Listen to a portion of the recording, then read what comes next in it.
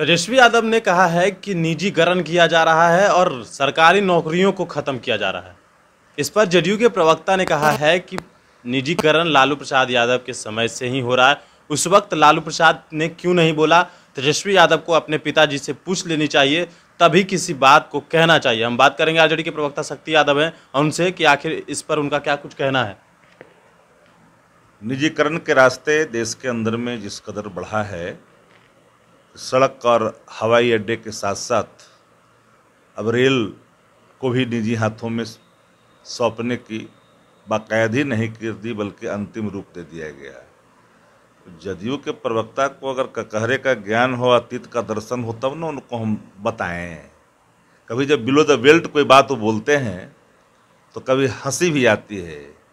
उनके जब नेता एनडीए में मंत्री थे, माननीय अटल बिहारी वाजपेयी जी के समय में ऑनरेबल शौरी साहब विनिवेश मंत्रालय के मंत्री थे।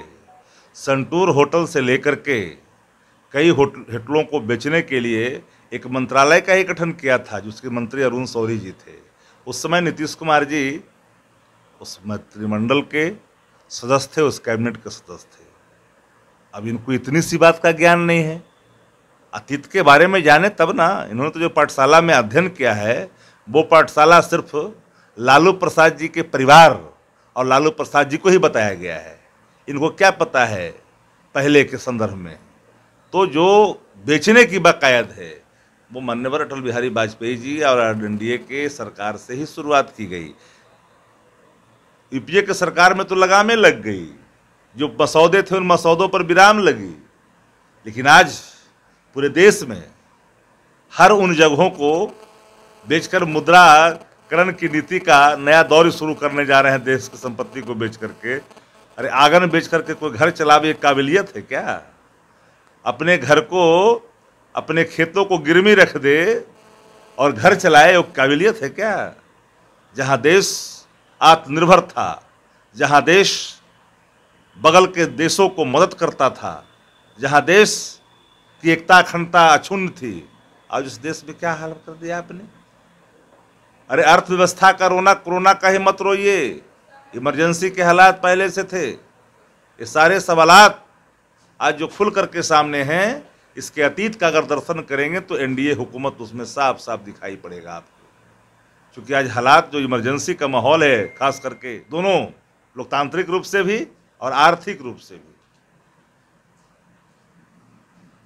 चिराग पासवान कह रहे हैं कि आपके भी पार्टी से जो है वो डेलीगेशन में शामिल थे, लेकिन चिराग पासवान का कहना है कि हमें क्यों नहीं ले जाया गया।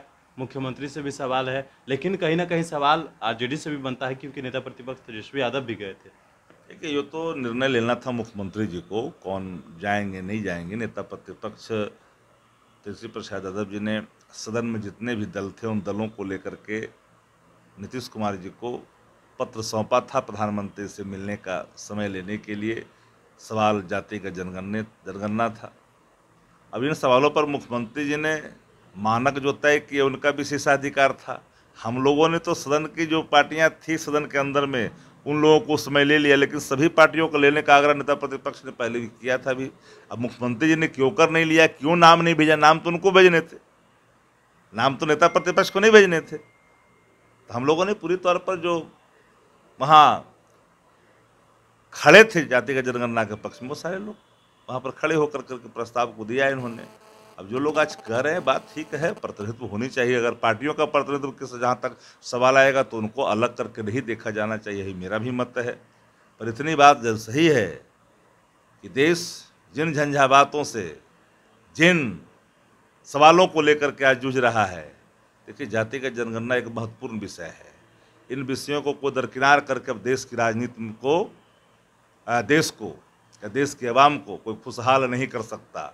इसलिए मेरा एक ही इसमें कहावत है उन सभी दलों से कि नेता प्रतिपक्ष तेजस्वी प्रसाद यादव जी ने जो निर्णय जातिगत जनगणना के सवाल पर जो प्रस्ताव दिया है, उस पर कबीर की युक्ति के साथ मैं उनको कहना चाहता हूँ कि कबीरा खड़ा बाजार में लिए लुकाठी हाथ, जो घर जा रहे अपना चले हमारे साथ।